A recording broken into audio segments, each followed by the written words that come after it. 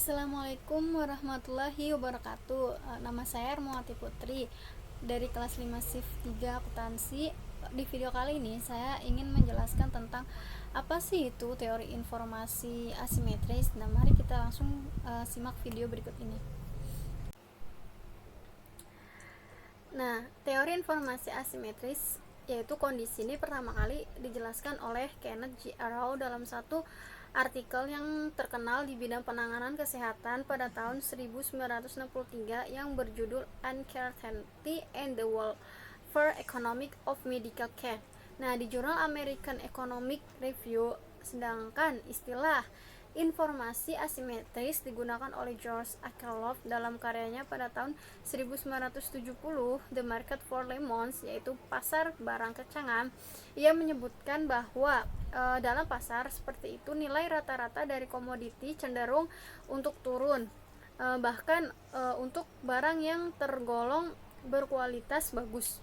Penjual yang tidak berniat baik akan menipu pembeli dengan cara memberi kesan seakan barang yang dijualnya itu bagus. Hal ini yang memunculkan adanya adverse selection. Nah, apa sih itu adverse selection? Nah, adverse selection itu merupakan bagaimana pemilihan keputusan yang akan diambil berdasarkan informasi yang lemah, sehingga banyak pembeli yang menghindari penipuan, menolak untuk melakukan transaksi dalam pasar seperti ini, atau menolak mengeluarkan uang besar dalam transaksi tersebut. Sebagai akibatnya, penjual yang benar-benar menjual barang bagus menjadi tidak laku karena hanya dinilai murah oleh pembeli yang lain, dan akhirnya pasar akan dipenuhi oleh barang berkualitas yang rendah atau buruk. Nah, informasi asimetris merupakan perbedaan informasi yang didapat antara salah satu pihak dengan pihak lainnya dalam kegiatan ekonomi. Nah, informasi asimetris ini misalnya saja terjadi antara investor yang akan melakukan investasi di dalam pasar modal. Investor harus mengetahui saham dengan baik sebelum investor tersebut melakukan investasi. Hal ini membuat investor akan mencari tahu saham dengan lengkap serta tepat untuk perusahaan agar mendapatkan capital gain di masa yang akan datang. Namun, dalam pencarian informasi tidaklah mudah.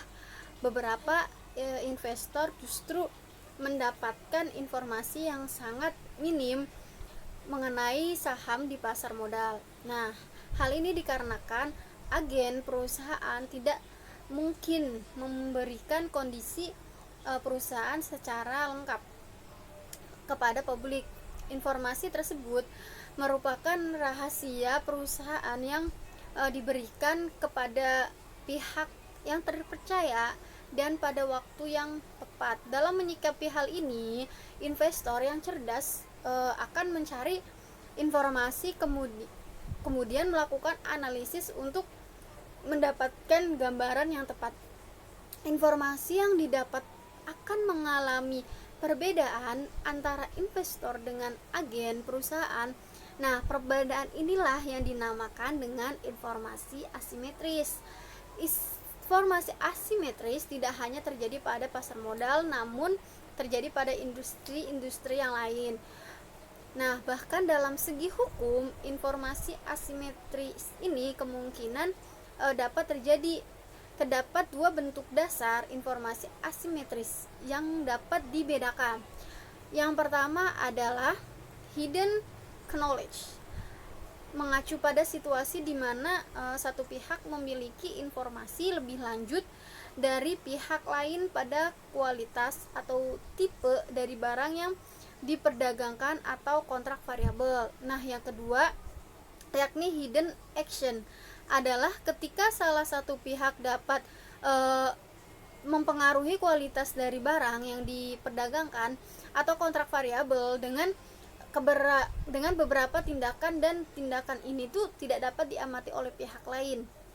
Untuk pengertiannya sendiri dari hidden knowledge itu yaitu suatu keadaan di mana salah satu pihak lebih mengetahui tentang kualitas barang atau kontrak terhadap barang atau jasa yang diperdagangkan dibandingkan dengan pihak lain sebagai mitranya. Nah, sebagai contoh, adanya hidden knowledge, yaitu jika terdapat seseorang pekerja yang hendak melamar tentu calon pegawai atau pelamar ini lebih memahami tentang kemampuan yang ada dalam dirinya dibandingkan perusahaan yang hendak ia tuju. Hal ini akan menyebabkan masalah seleksi yang merugikan.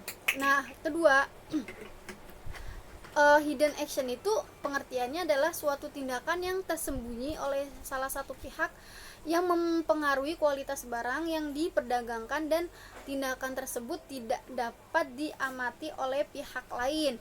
Nah, kondisi informasi asimetris sangat mempengaruhi cost of equity karena apabila pihak eksternal perusahaan seperti investor dan kreditor tidak memiliki cukup informasi terkait perusahaan, maka akan timbul keraguan bagi pihak eksternal tersebut untuk menanamkan atau meminjamkan dananya terhadap perusahaan yang akhirnya nanti mengurangi modal yang didapat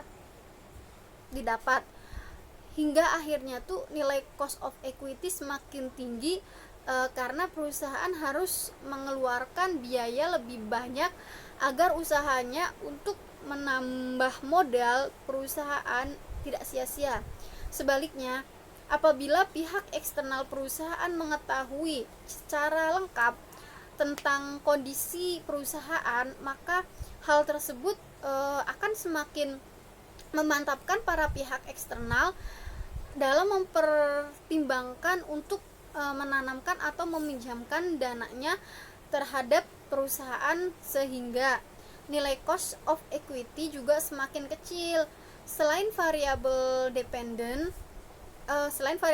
cost of equity, teori informasi asimetris juga tercermin melalui variabel independent asymmetries information. Apabila ketimpangan informasi antara pihak manajemen dengan pihak eksternal, terutama bila informasi mengenai perusahaan yang dimiliki manajemen perusahaan, maka kondisi tersebut lebih banyak merugikan perusahaan terkait usahanya menambah modal. Cukup sekian video dari saya, kurang lebihnya mohon maaf. Wabillahi taufik wal hidayah. Wassalamualaikum warahmatullahi wabarakatuh.